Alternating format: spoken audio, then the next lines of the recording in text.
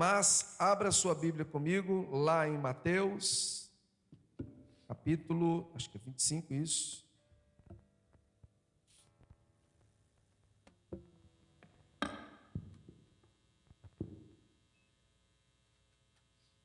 Mateus 25.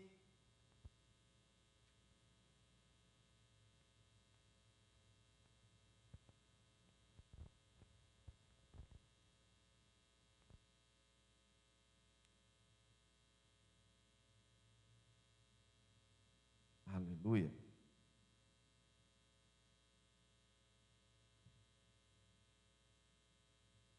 Se puder botar na ARA, Almeida Revista e Atualizada, Mateus 25. Amém? Pode jogar lá a imagem. Joga primeiro a imagem e depois a gente joga. Nós temos aí, eu fiz questão de colocar essa imagem para vocês entenderem um princípio. Dentro do casamento judaico, né, haviam vários preparativos. Um deles eram essas virgens que eram colocadas com lamparinas, né? Não havia luz elétrica.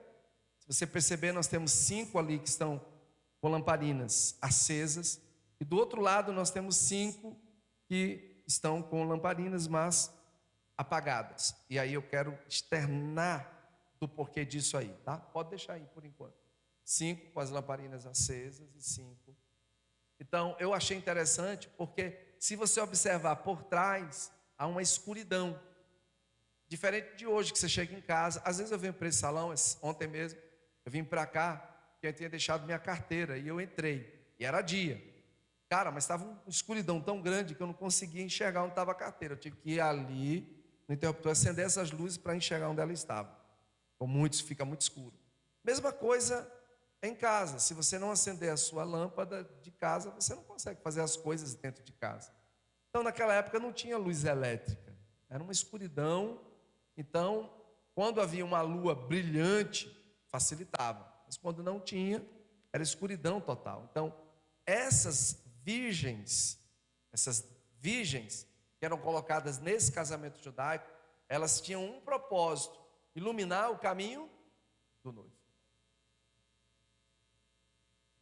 Por isso que na Bíblia nós somos chamados de virgens ou de noivas de Cristo.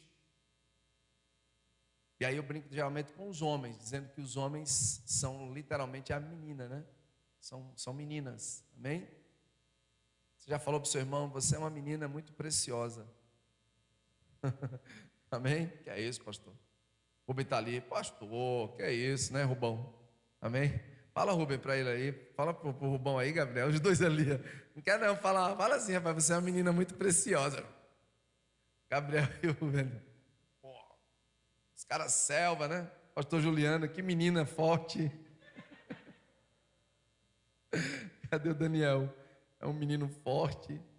Então, na verdade que eu brinco, né, dizendo que nós somos a menina dos olhos de Deus. Essa palavra, ela tem, para mim, né, se você for pastor, sintetiza essa parábola, sintetiza ela. Então, sintetizando dentro do cunho escatológico, essa parábola e essa palavra, ela trata exatamente do cuidado que o crente deve ter para ele poder ser recebido na eternidade, para ele poder realmente desfrutar com o eterno no céu. A base dela, ou seja, o resumo dela, sintetizando, é exatamente isso, não tem outra, tá? Bom, mas vamos lá. Aí sim, vamos botar no verso 1. Ora, o reino dos céus, então o reino dos céus será semelhante, então uma semelhança. É o que Jesus está, inclusive em algumas, porque a gente não sai aqui, né? Não consegue sair, mas na minha consegue. Se você tiver aí no celular, essa versão Almeida Revista Atualizada, quem está aí no celular com essa versão? Você percebeu alguma coisa diferente na escrita? Qual é a diferença? O que tem de diferente? Hã? Ninguém percebeu nada? Não é possível. Eu vou dar uma dica. Vai para o 26 no celular. Você percebeu a diferença? Olha o verso 1. Ah, já pegou ali já. Está escrito em vermelho. Por quê? Porque a RA ela tem essa máxima, né? Ela consegue colocar as palavras de Jesus em vermelho, mostrando que foram palavras de Jesus, né? Não foi uma ideia que os caras chegaram lá e escreveram, né? Do que eles viram, mas era o próprio Jesus falando. Ele diz, então, Jesus dizendo, ele mesmo, então o reino do céu será semelhante a 10 virgens que, tomando as suas lâmpadas, saíram a encontrar-se com o noivo. Então, voltando para o que a gente falou aqui, a função dessas virgens com lamparinas era ir ao encontro do noivo, conduzindo ele a desposar a noiva, né? Ou tomar a noiva. Então, esse era o propósito dessas virgens. Bom, mas a Bíblia diz que 5 dentre elas eram nécias. Então, se a gente for pegar agora, a NVI vai ter uma outra versão, eu acredito, mas para quem é bom de português, sabe que o nécio é mesmo que o imprudente. Tá? 5 eram nécias ou imprudentes. E 5 eram o contrário das nécias, prudentes. Aí ele diz: as nécias, as imprudentes, ao tomarem as suas lâmpadas, não levaram azeite. Gente, é tão fácil essa palavra que não precisa nem a gente estar esmiuçando escatologicamente falando, né? Ou teologicamente falando, perdão, teologicamente falando. 5 eram imprudentes e 5 eram prudentes. As imprudentes, né, ao tomarem as lâmpadas, não levaram azeite consigo. E aí é interessante, porque, se você quiser anotar, o azeite na Bíblia representa o quê? O Espírito Santo. Então já vá fazendo essa associação. Então, pergunta para o irmão, o que o Espírito Santo é na vida do crente? Agora me respondam. O que ele representa na vida do crente? Tudo. Porque sem o Espírito Santo, nós não somos convencidos de absolutamente nada. E é por isso que muitas vezes eu e você falhamos. Porque teimamos em viver de acordo com o nosso padrão de mentalidade. E não de acordo com o Espírito.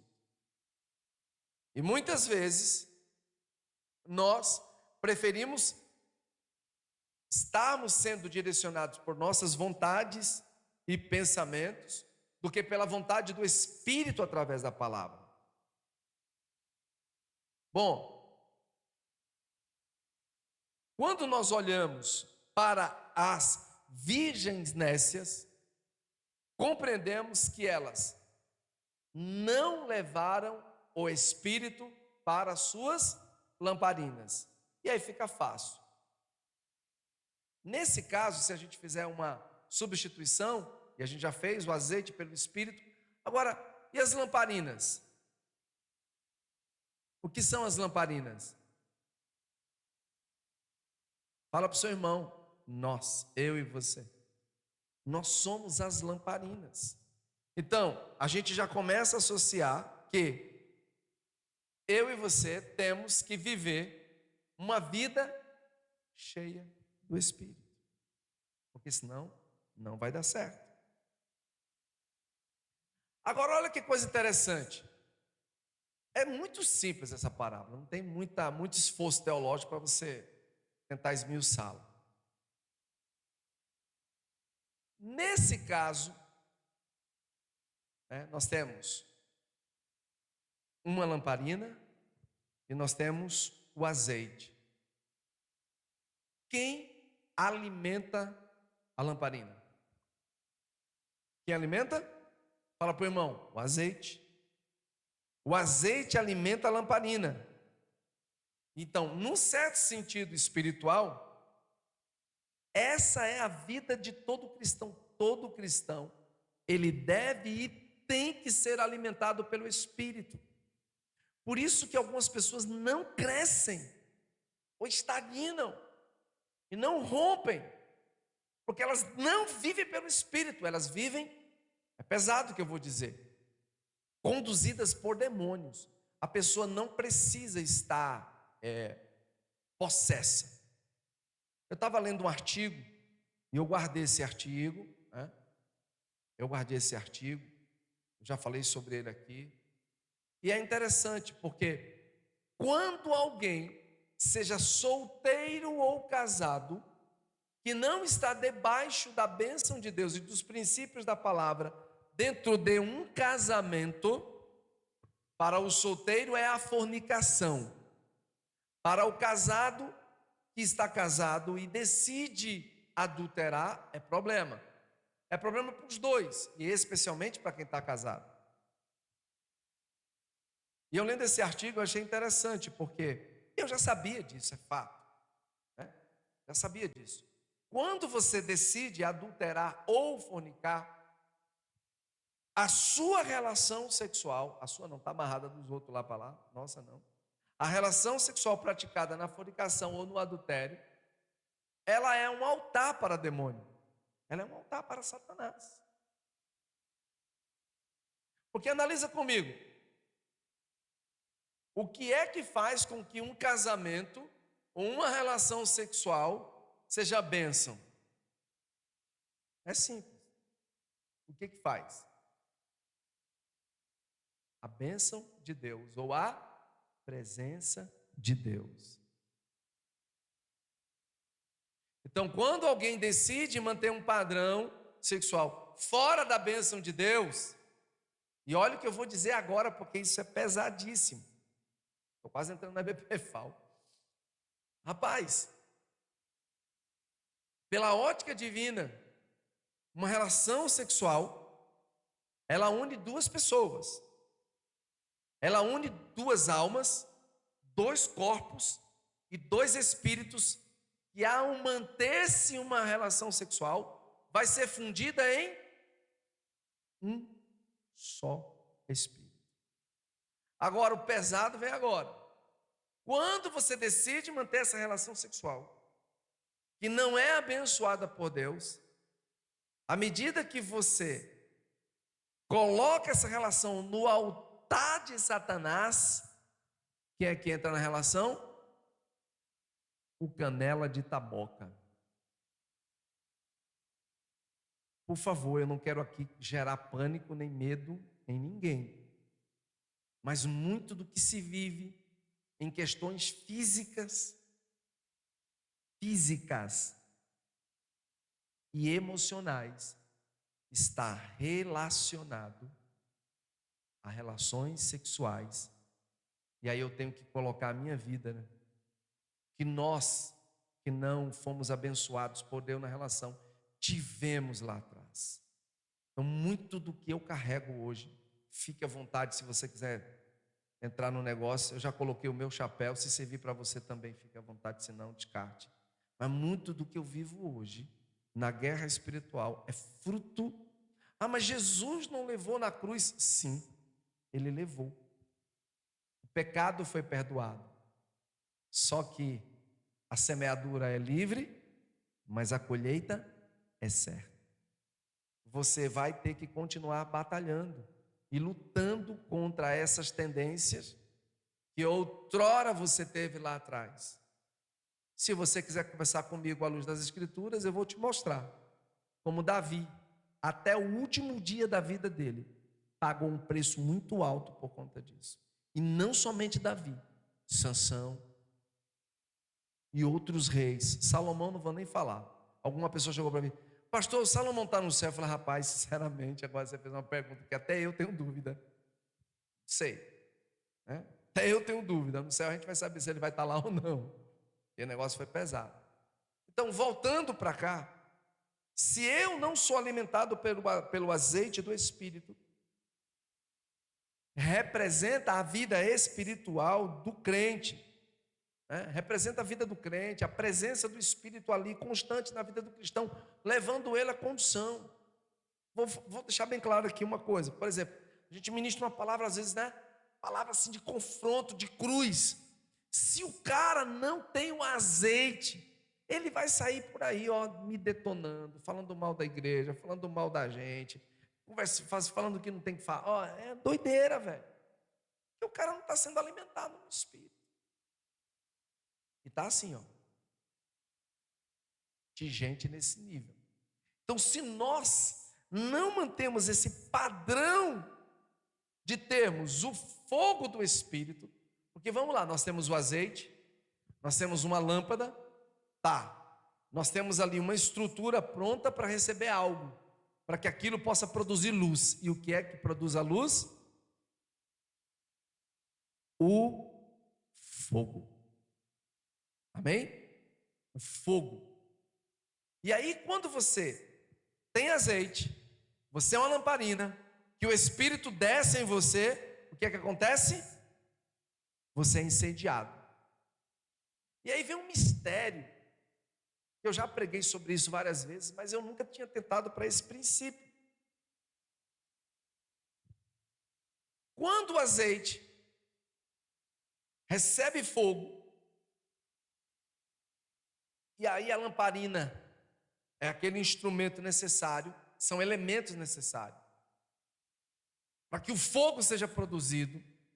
À medida que o fogo é produzido, automaticamente, o que acontece? As trevas são dissipadas. Por isso que é necessário que nós, todos os dias, possamos conservar a nossa lamparina com azeite. Por quê? Porque é a vida do Espírito que vai produzir em você fogo. E a pergunta é: quem pode resistir ao fogo? Nada. Eu amo construção. Eu amo. Você é doido, pastor. Eu amo construir, cara. Eu acho mal barato. Ontem estava no aniversário, o pessoal ficou viajando, eu aqui olhando o telhado. Tinha gente falando, eu viajando ali, olhando o telhado, a inclinação, tal. Onde eu chego, eu fico olhando as coisas. Eu fico observando as estruturas. Entenda uma coisa, irmão. Viver no Espírito, manter um padrão de espiritualidade elevada, vai ter que vai ter que gerar em mim e em você um desejo de sermos profundo, né? Um alicerce profundo, para que a estrutura possa subir.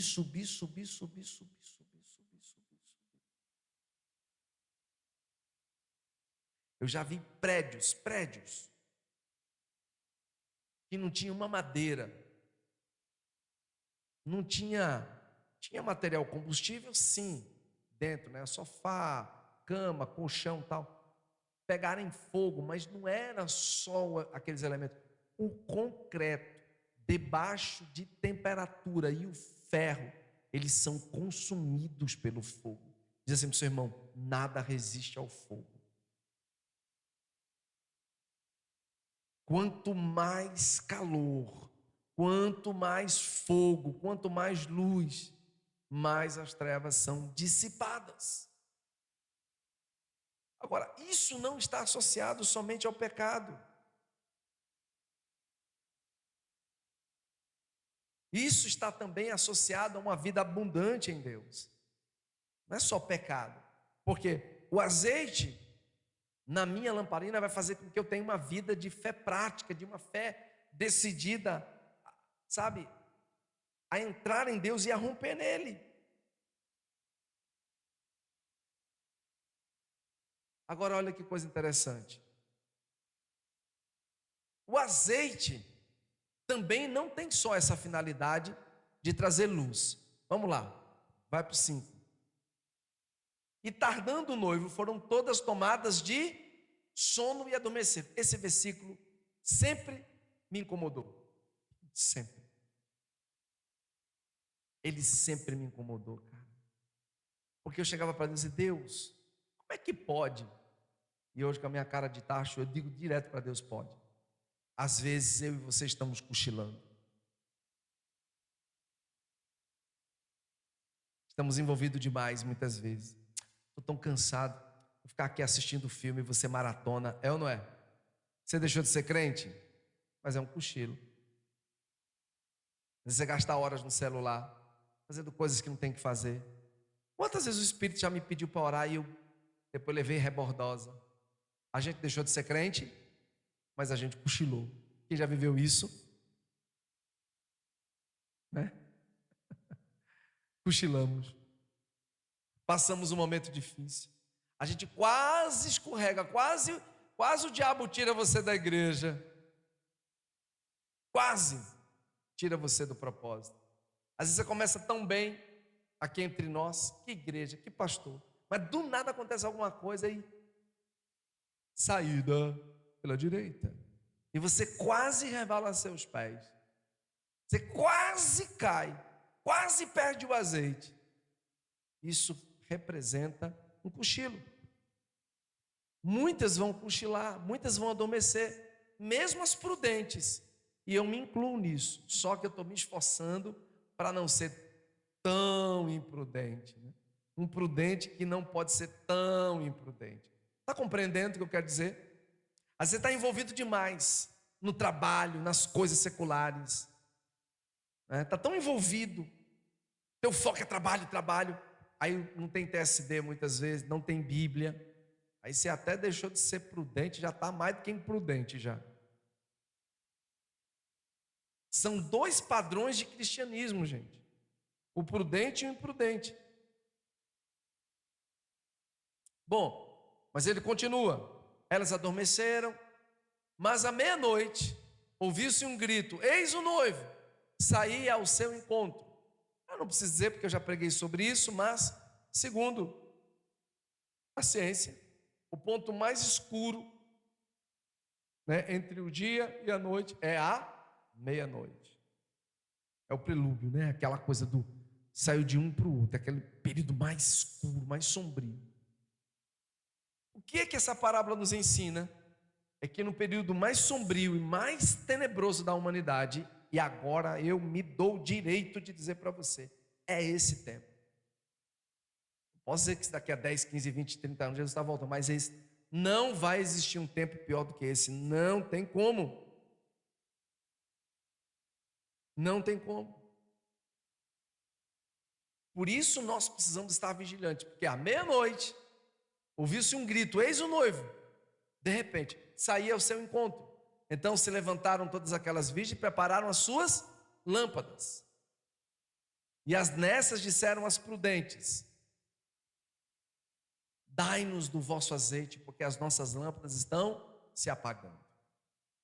E aí a gente olha um perfil, um padrão de cristianismo raso, ralo, de gente que acha que na última hora vai ser crente.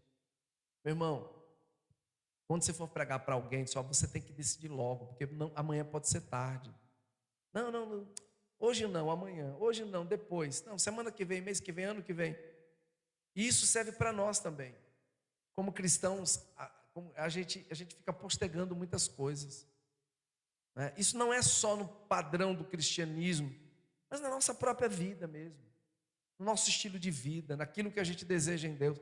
A gente tem a mania de ficar jogando para frente, esperando que a coisa aconteça. Não, depois. Vai chegar uma hora que não vai dar mais tempo. Vai chegar uma hora em que não vai dar mais tempo. E isso serve para tudo. Se tem que consertar com alguém, conserta logo.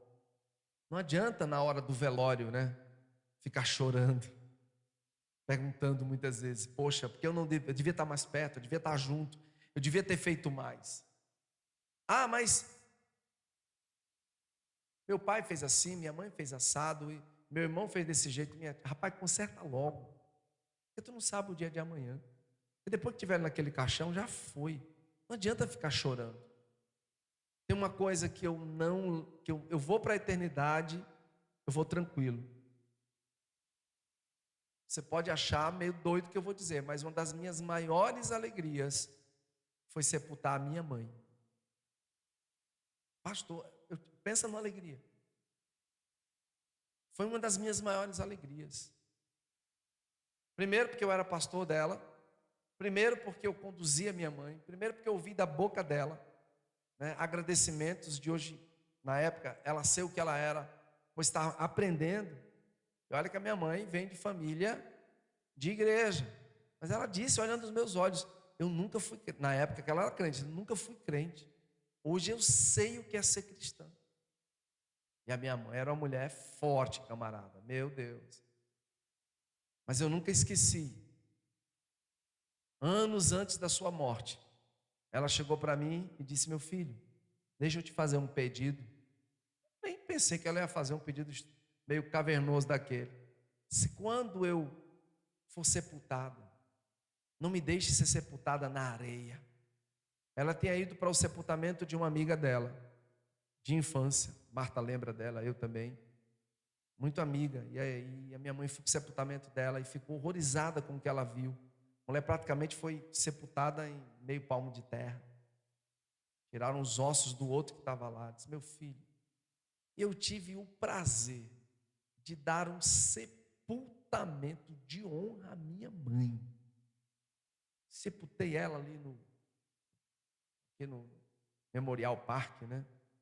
Cara, com toda a honra, todo decente. O corpo estava ali, mas foi um pedido dela. Pensa na alegria de conceder isso para a minha mamãe. Pensa, cara. Então, se tiver que consertar meu filho, conserte agora.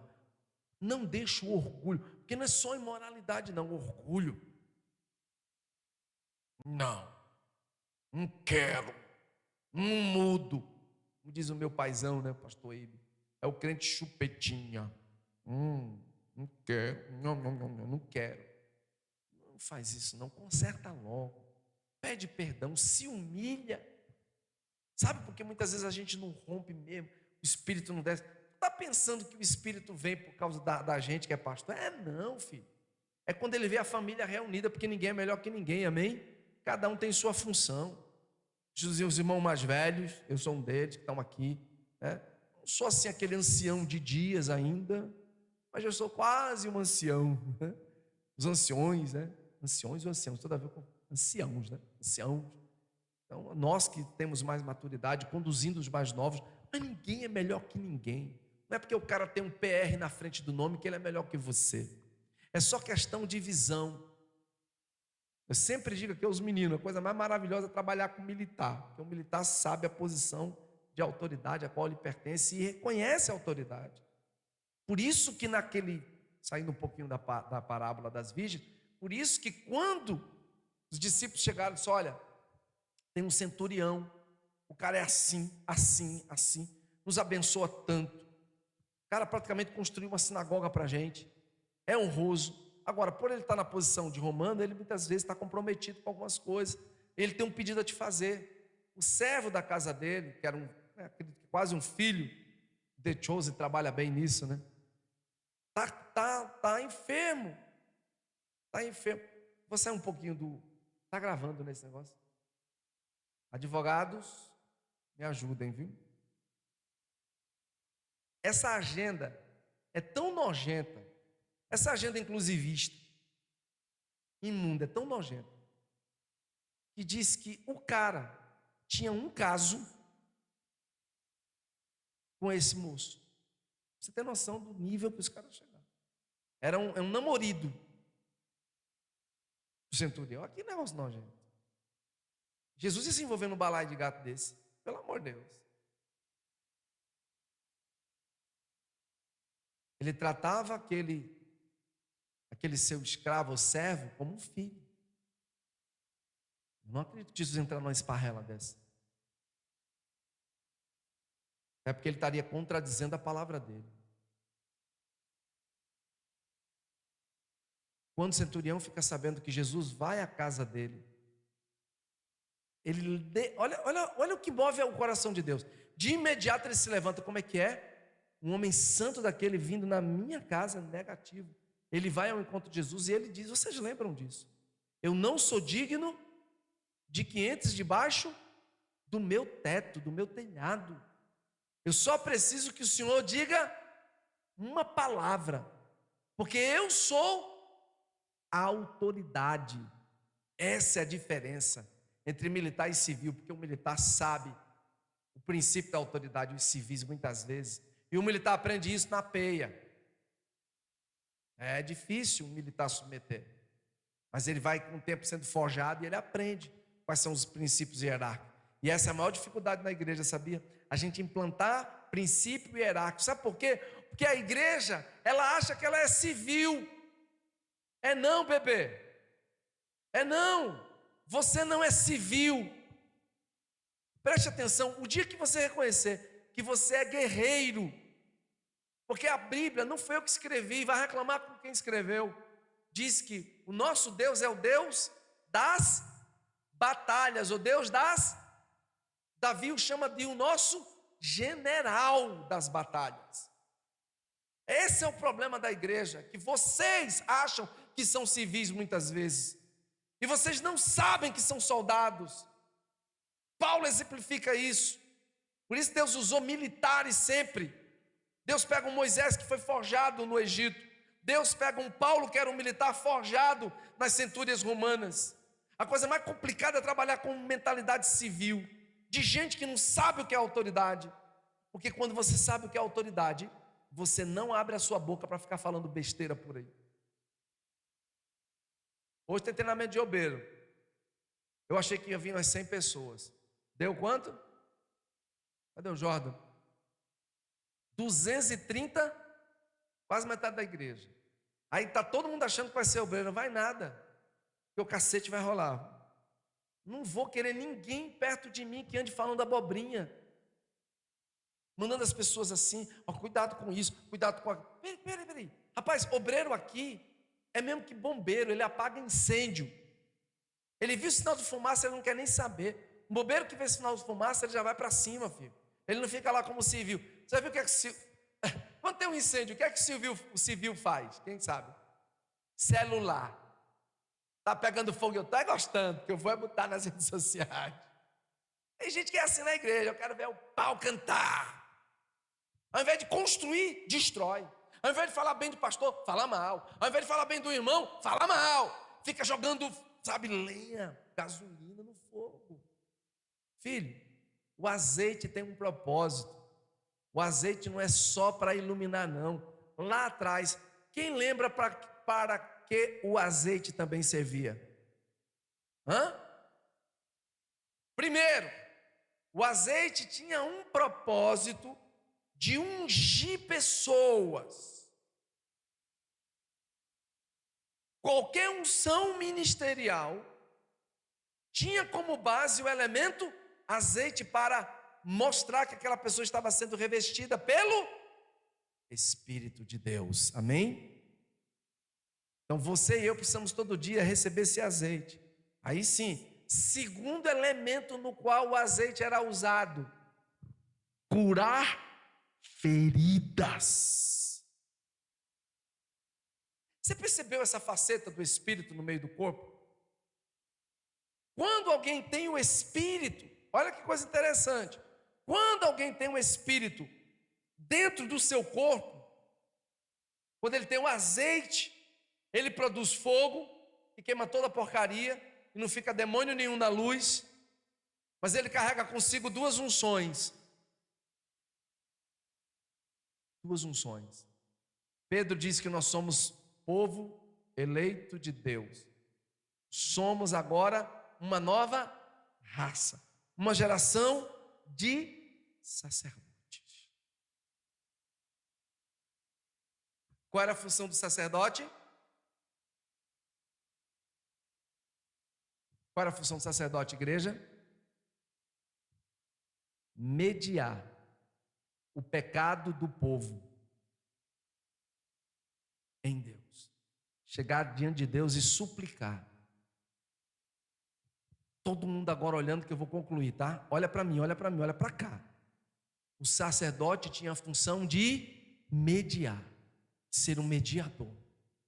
Fala assim para o seu irmão: na igreja, você tem que ser sacerdote, mediar o pecado, pedir perdão pelo pecado do povo e seu também, e não acender pecado, não instigar pecado. Quando você estiver conversando com alguém, refreia a sua língua. Fale coisas positivas. Quem estava em Fortaleza, por isso que é bênção, né? A gente sair para ouvir as coisas. Na igreja, ou você vai ser um parteiro, gerando vida, ou você vai ser um coveiro. Diga para o seu irmão: você quer ser um parteiro ou um coveiro? Diga para ele, pergunte. O que você quer ser, parteiro ou coveiro? Sabia que aqui entre nós ainda tem uns coveiros? Eu vou sepultar tudinho. Não vai ficar um.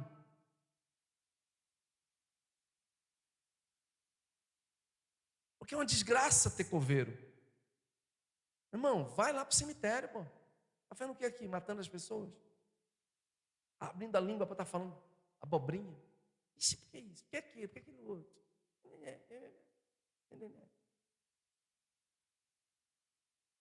É impressionante. Irmão, pare de reclamar das coisas. Né? Pare de reclamar. Cadê o Flavinho? Está por aqui? Né? Eu posso usar um exemplo com amor e carinho, né? Flavinho, no dia da cirurgia, estava para receber alta, não foi? Estava para receber alta. E eu sei como é difícil, né? Eu sei como é difícil. Pô, quem está no hospital quer sair logo, né? Não tira a razão dele. Mas o cara saiu da morte. O cara saiu da morte. Todo mundo dizendo: esse dia desse cara foi um milagre.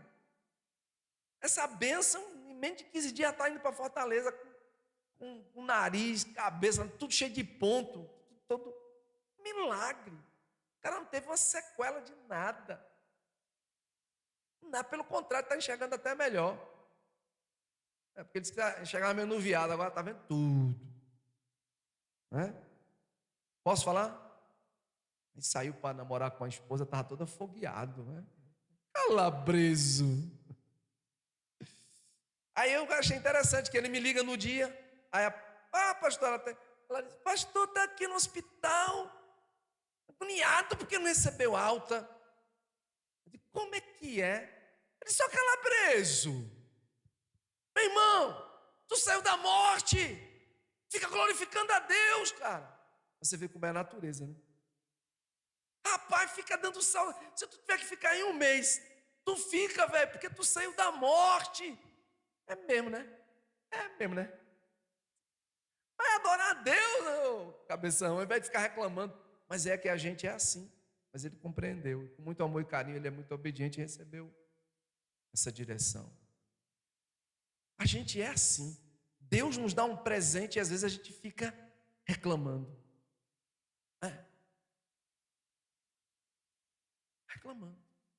Reclamando das coisas, reclamando da vida. Rapaz, todo dia que eu me acordo, estou sendo sincero, ele sabe disso. Quando eu abro os olhos do Senhor, obrigado.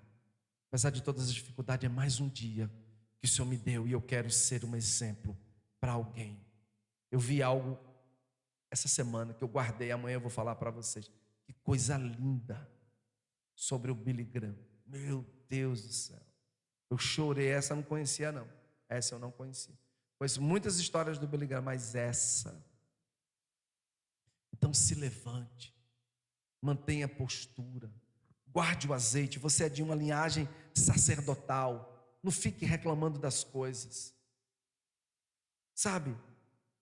Você tem que estar preparado para a volta de Jesus. Olha o que ele diz. Mas as prudentes responderam: não, para que não nos falte a nós e a vós outras. E diante aos que vendem e comprai-o. Uau! Meu Deus do céu. Não, volta lá. Não, de maneira nenhuma, para que não nos falte a nós e a vós outras. E diante aos que o vendem e comprai-o. Sabe o que isso quer dizer? Muitas vezes, eu digo direto, nem dentro da igreja Olha, você tem que ser seletivo, porque muitas vezes tem gente que não vai querer mesmo, não. Viver uma vida de azeite e vai ficar querendo roubar o que é seu, sabe? Porque o diabo, ele quer roubar a nossa coroa, e ele vai querer roubar o que é seu. Conselho: cuidado com quem você se junta. No mundo natural são os opostos que se atraem, no espiritual são os iguais. Procure ficar perto de gente que vai te levantar e não te colocar para baixo. Não tenha a mente dividida, porque tem gente que empresta muitos ouvidos na internet para coisas que não tem nada a ver, especialmente, eu vou rasgar aqui, profetada, pelo amor de Deus. Um menino, para com essa mania de ficar ouvindo gente que não tem nada a ver, profetada por cima de profetada. Foca na tua igreja, foca no que Deus está fazendo, foca no meio que você está inserido. Cuidar de gente, cuidar de almas, cuidar de pessoas, amar gente. E diante aos que o vendem comprar, é isso que ele está dizendo. Fica perto. As prudentes estão dizendo para as imprudentes: espera aí, procura pessoas que vão te estimular, que vão ter azeite para passar para você, para conversar com você, para te podar muitas vezes. Eu tenho uma videira lá em casa que já vai fazer uns 5 anos. Ano passado eu dei uma meia poda, meia. Ela deu alguns frutos, né, docinha. Eu até filmei, eu não sei nem se eu tenho aqui. Aí quando foi esse ano, eu digo: rapaz, eu vou invocar agora, eu vou cumprir o que está na Bíblia, poder ela toda, não tive pena não. Meti o alicate de corte para mas meti o alicate com força. Rapaz, uma semana, meu filho Daniel chegou: pai, a videira morreu. Eu disse: morreu não, rapaz, fica na tua. Eu tentei levar um galinho verde, não tinha nada lá para a cela, parece que ele usar um exemplo, alguma coisa na cela. Ô Lemuel, na salinha. Eu digo: fica na tua, tu vai ver daqui a algumas semanas. Aí quando foi essa semana: Daniel, vem cá, vem ver o cumprimento da Bíblia. Eu vou trazer a foto amanhã para vocês. Tá a coisa mais linda. Meu irmão, cada cacho de uva está saindo. Que eu disse: meu Deus do céu, os caixão de uva. Eu digo: rapaz, eu fui cabeçudo, eu devia ter podado mais, era antes. Então olhe para o irmão, dá aquele sorriso. Cadê a Amanda aqui, a pastora Amanda, né? Aquele sorriso de mocho assim, meio amarelo. Disse: quando os nossos pastores e líderes nos podarem, vamos sorrir, porque nós vamos frutificar. É bíblico, cara, é bíblico, velho. Ontem eu estava embaixo olhando, rapaz, eu digo: meu Deus, vai sair cada cacho. E olhe que eu não fiz tudo que tinha que fazer. Não sei se o abençoado está por aqui, acho que ele não veio não hoje não. Né? Que o sogro dele aprendeu lá no Rio Grande do Sul realmente como podar correto, tirando aquela folha maior que suga o fruto, né, do cacho, colocando uma substância para... Rapaz, esse meu sogro, pastor, é expert hoje. Eu até ia almoçar com ele para ele me ensinar. Ele mostrou as fotos da videira dele. Eu fiquei assim, de uma videira, quase 50 cachos de uva. Eu falei: meu Deus do céu. Porque foi uma poda correta, princípios, tudo certinho. Meu irmão, quando você for podado, não reclame. Agradeça a Deus, porque você vai frutificar. Pode ter certeza.